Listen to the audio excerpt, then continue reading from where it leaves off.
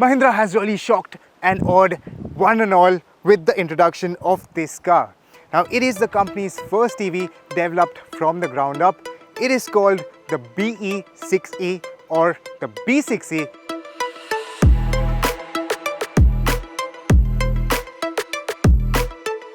So without wasting any more time, let's delve into the details and get to know this car a bit better. A casual glance at the BE6E is likely to turn into a stare. Now, this is a car that you've not seen before and you're not really prepared for. It looks radical, it looks aggressive, and it certainly looks eye-catching. Now, what I really like is that it has a very angry front end, and its LED DRLs certainly add a lot of character to its frontal look. What you also get is the BE identity sitting on its bonnet, and if you look at the bonnet itself, it is rather short for this car and it has a tipped forward sort of stance.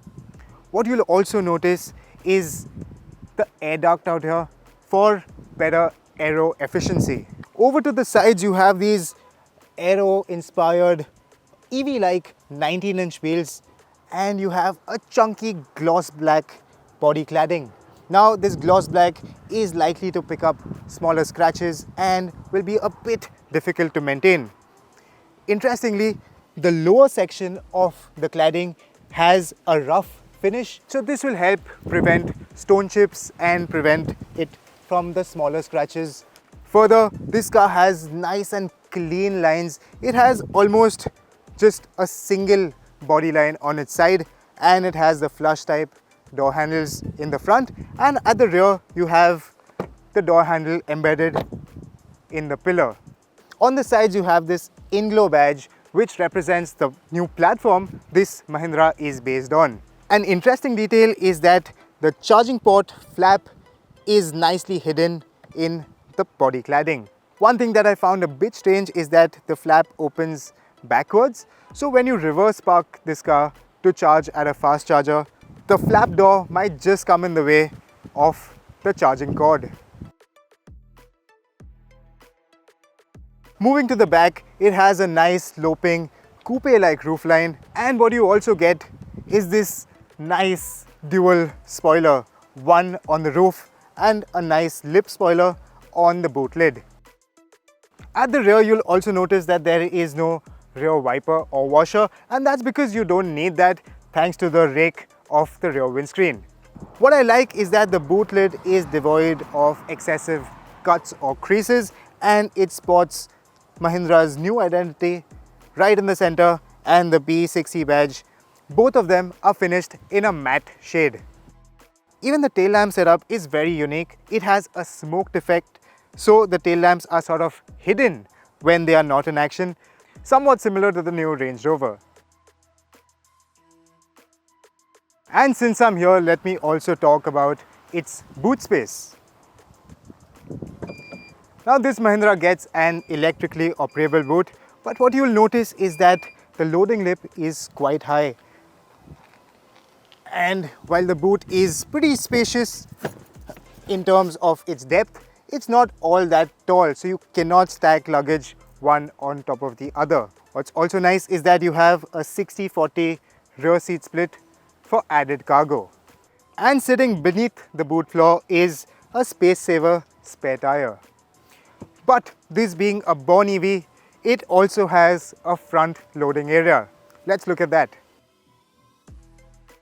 And this is the frunk or the front loading area with a max carrying capacity of 35 kilos. Now, as you can see, this is not all that spacious, so it can be used for charging cables or something as small as your car cover. In terms of size, it is larger than a Hyundai Creta in all dimensions. In fact, it is wider than a Mahindra XUV 700 and has a longer wheelbase too. It also boasts of a healthy 207mm unladen ground clearance. Love it or not, but you just can't ignore it. With that, let's step inside and see what its interiors are like. The BE's doors open 90 degrees, which is a good thing, but getting into the car is not all that easy. You see, the floor is quite high. The A-pillar is quite steep and the roof is quite low, and as a result getting in is a bit tricky. And once you're inside, you are most likely to pull the door strap to close the door instead of reaching out for the dedicated recess, and this is most likely to wear out the door strap much sooner. Once you're inside, you'll notice that the interiors are just as radical as its exteriors. To start with, you'll notice the steering, which is squarish in shape, and it also has 2 spokes. Then you have this halo loop which sort of surrounds the driver. It is solidly built and it is designed to give the driver a race car like feel. However, I'm not a big fan of this halo loop. To start with, it causes an unnecessary partition between you and your passenger, and then when your passenger wants to reach the USB ports, now that can get a bit tricky. Another disadvantage of this halo is that it eats into the space of an extra cup holder which could have been placed right here. But continuing on the topic of radical design, you have this aircraft style drive selector. It also gets 2 buttons on the drive selector lever to adjust the level of regeneration. And then when you look down, you have a dedicated magnetic key holder as well. And while on that topic, this is what the BE's key looks like. Now it has the BE branding on it, and it also has the same olive green color as its interior. The key's design is undeniably stylish, although the touch and feel could have been a bit better. Then your eyes will gravitate towards these twin screens, which are huge, and there is a plethora of information on offer, which we'll get to in just a sec. Beyond the screens though is an expansive dashboard area. Now this sort of reminds you of the first gen Honda Civic that came to India.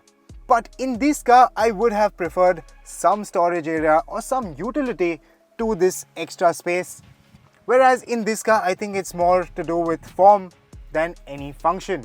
Moving on, you have this dual tone color scheme on the inside. There's a touch of matte olive green on certain panels, on the door, on the seats, and the seats itself, they are part leatherette and part fabric, partly made of sustainable materials. The seat cushioning is slightly on the firmer side, and even thigh support could be a bit less for some, although I am pretty comfortable, and finding the right driving position, for me at least, was quite easy. What's more is that these seats are ventilated, and the driver's seat has a button to adjust seat ventilation, whereas the passenger will have to go through the touchscreen settings to find the seat ventilation function and to adjust the seat blower speed. Now let's talk about the touchscreen. Now it is loaded with tech, with apps, and with a lot of features. There's resolution 360-degree camera, which is top-notch when it comes to clarity. A clever attention to detail is that the car animation matches the actual body color of the car in 3D mode. Then you can change the ambient lighting colors across the car with multiple color options. And uniquely, you can also change the pattern color of the illuminated glass roof. Further, it has a performance display, an off-road display, and it throws up ample EV data. What's more is that there's also a selfie camera for video calls or just for recreation with cool AI-generated filters too. And of course, wireless Android Auto and wireless Apple CarPlay are part of the package. Now quite honestly, it's a lot to take in these few hours that we spent with the car. So be rest assured, we will be reviewing this car in greater detail, and we'll try to get to know all the features that this car has to offer. But first impressions are that it's a pretty smooth to use touchscreen system, although the interface can feel a bit complicated, and with the sheer number of apps on offer, it can get overwhelming for some users. This being a born EV, you have ample space liberated, and as a result you have a lot of storage area. There's a huge space here where you can put maybe a handbag for the ladies, and then you have 2 wireless charging pads out here, 1 cup holder out here, you have some storage area out here which is cooled as well, and then you have a nice big glove box in here. An interesting detail is that you have a USB inside the glove box through which you can transfer all the dashcam data to your mobile device or your hard drive. Yes, this car's 360-degree cameras can double up as a video recorder and save footage on an onboard memory device. It is just one of the several cool features that are on board. And with that, here's a look at all that it packs in.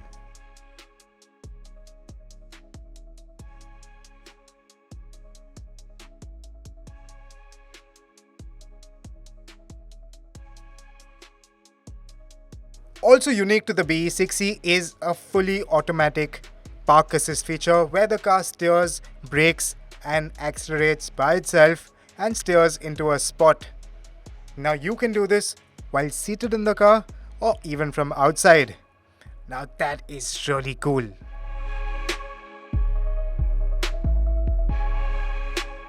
And here's what the rear seat experience is like. Now like the front, even the rear door opens 90 degrees and the story is quite similar while getting in. High floor, low roofline, so it's a bit tricky to get in.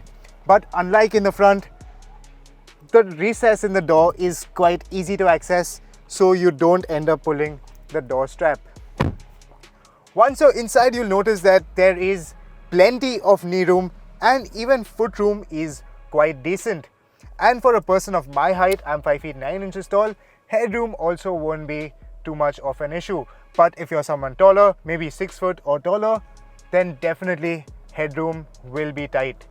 And the small window area also make you feel a bit hemmed in when you're seated out here. Now, if you go by the size of this car, you would expect the back seat to be a very wide place. However, that's not the case. The interiors are quite narrowed. That's due to the thick doors in general, and as a result, seating 3 here won't be as comfortable as, let's say, in the XCV 9e, which Nikhil will be telling you all about. In terms of absolute seat comfort, thigh support is a bit limited, and personally I found the lumbar a bit excessive. For your comfort though, you can recline the backrest in 2 steps. This is in its most upright position, and then you can recline it a bit for more comfort. In terms of amenities, you have an armrest, 2 cup holders here, then you have storage areas in the front seat back pockets, and you also have USB Type-C charging ports. The door bins are large, they can accommodate a 1 liter bottle holder, and there's a small recess here to store your mobile phone. One styling detail that I did not like is the rear AC console. Now this area will be very difficult to keep clean, and you can only keep the vents open or closed. You cannot adjust their blowing angle. So this again, it's a matter of form over function, and I think it will gather dust and will be quite difficult to keep clean. One thing that I just could not wrap my head around even after spending a whole day with the BE6E is the functioning of the power window switch. Now you have these toggle switches, but the functioning is a bit counterintuitive. So you push the toggle up to roll the window down, and you pull the toggle downwards to roll the window up. That is quite confusing. So while the interiors are a mixed bag, I'm happy to report that the drive experience has far exceeded my expectations. Let's start with the refinement first. I'm really impressed with the way this car has been insulated. I mean, you're completely isolated from the outside world and all kinds of sounds. There's no road noise, there's no tire noise, there's not even a faint whine from the electric motor. So this car is giving you a nice and a hushed drive experience. In fact, with the cabin isolated from the outside world, it's the ideal place to have this fantastic Harman Kardon sound system playing your favorite tunes. It gives you an outstanding aural experience. And I think I can go a step further and say it has the best sounding audio system out there in the market, at least in its price category. Coming to the specs of this car, it is available with 2 LFP battery options. One is a 59 kWh and the other is a 79 kWh. Both iterations are rear-wheel driven only, which means that the BE only gets a single motor setup. While the motor develops an identical 380 Nm of torque in both these versions, it makes 231 horsepower with the smaller battery and 286 horsepower in the version we are driving here today, which is the 79 kWh version. There's no dearth of power at any time, and even when you're driving in its economy setting, there's more than enough juice to pull you forward and keep up with fast-moving traffic. Performance is smooth and strong in everyday mode and stronger still in race mode, where it unlocks the full potential and delivers the entire 380 Nm of torque. The rapid pace at which this car builds speed is far too effortless. Hence, you will need to be mindful of its acceleration and keep an eye on the speedometer because it masks speed too easily. We even timed this car using its clever onboard telemetry, and it accelerated from 0 to 100 km per hour in 6.8 seconds, which is just 0.1 seconds slower than its claim time. As mentioned, there are 3 drive modes: range, everyday and race. But to temporarily enhance its acceleration, you have a boost function, wherein the car goes into its race mode and unlocks the full potential irrespective of whether you are in economy setting or in everyday setting, and this is for a short period of time, giving you those short instant bursts of power, particularly useful while overtaking, especially on 2-lane roads. As far as the ARAI rated numbers go, the 59 kWh version's range is 535 km and this 79 kWh version's range is a whopping 682 km. Mahindra says that this car will do over 500 km on a full charge. So with a 500 km plus real world range, you can do long distances in this car quite easily without having too much range anxiety. 200 or 300 km round trips are going to be pretty easy in this BE6e. Even more impressive are its charging times. Now, its battery can be juiced up from 20 to 80% in just 20 minutes using a 175 kilowatt fast charger. It gets 11 kilowatt onboard charger, and you can opt for either a 7.2 kilowatt or 11 kilowatt wall box charger for an additional cost, which will fully charge the battery from 0 to 100% in 11.7 or 8 hours respectively, as per the company's claim. This car has a brake-by-wire function, which essentially includes an integrated electronic booster that cleverly and within a matter of seconds switches between the regenerative braking and the friction brakes to decelerate based on the pedal input. What's nice is that the pedal feel is natural and even braking performance feels very reassuring. This car has 4 levels of regenerative braking, with level 0 being completely off and level 3 being a strong regen. Now, in addition to that, you also have a single pedal mode where the deceleration forces are much stronger and the car comes to a complete halt without the need of pressing the brake pedal. One thing that is a bit excessive in my opinion is that you have 1, 2, 3, 4 and 5 buttons to adjust your regenerative braking setting, but to change the drive modes you have to press this button here, which is a bit of a challenge to reach while you are driving, and then you have to reach out to the screen to change the drive modes. It's a bit inconvenient. Maybe a drive mode button on the steering wheel just to toggle through the drive modes would have been a sensible option. And then after changing the drive modes, to go back to the Android Auto screen, you have to go through multiple presses to do the same.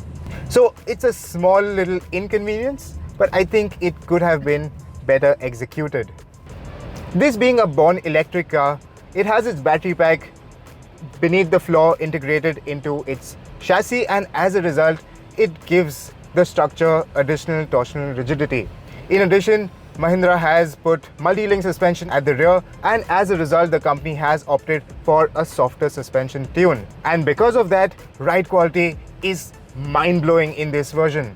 It just gobbles up the potholes and you don't even need to slow for the smaller speed breakers, just like a typical Mahindra. What's more is that at highway speeds too, this car rides pretty flat and there's minimal body movement, thus giving you good amount of confidence while carrying triple digit speeds. And for this price, you are also getting adaptive dampers which change the damping force and make the dampers either firmer or softer based on your drive mode. I also got a chance to push this car around corners and it is a very confident handler. What's also nice is that the steering gives you a nice amount of sharpness, a nice amount of confidence. I mean, I would consider this car as a fun to drive car too. And besides feeling confident, its variable geometry steering feels just right. Light when you want it and steady as the speeds rise. Its 5 meters turning radius is also very impressive, especially for a car of this size.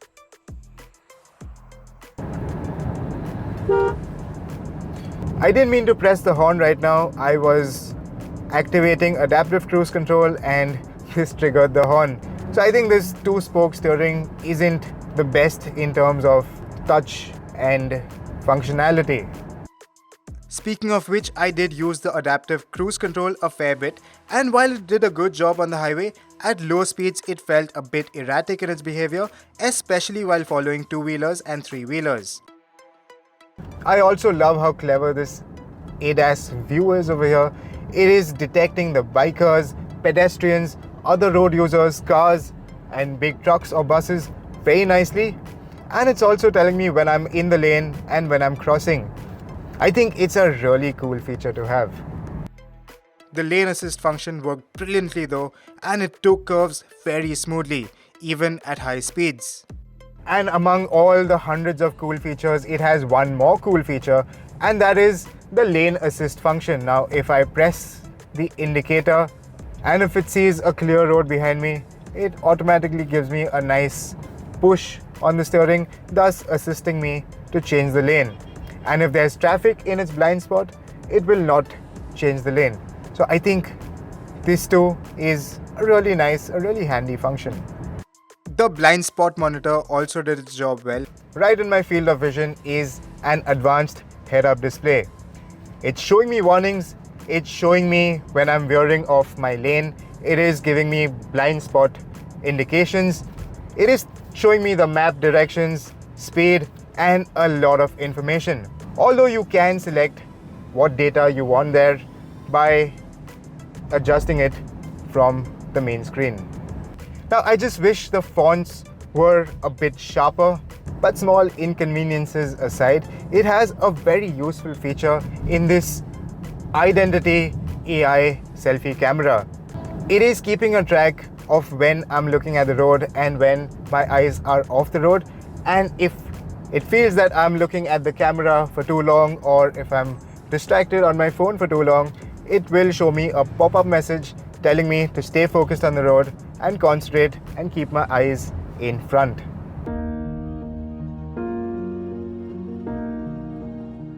So after spending a good amount of time with the BE6e, here's our first impressions.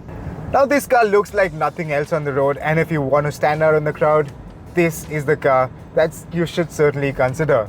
Its interiors are unique.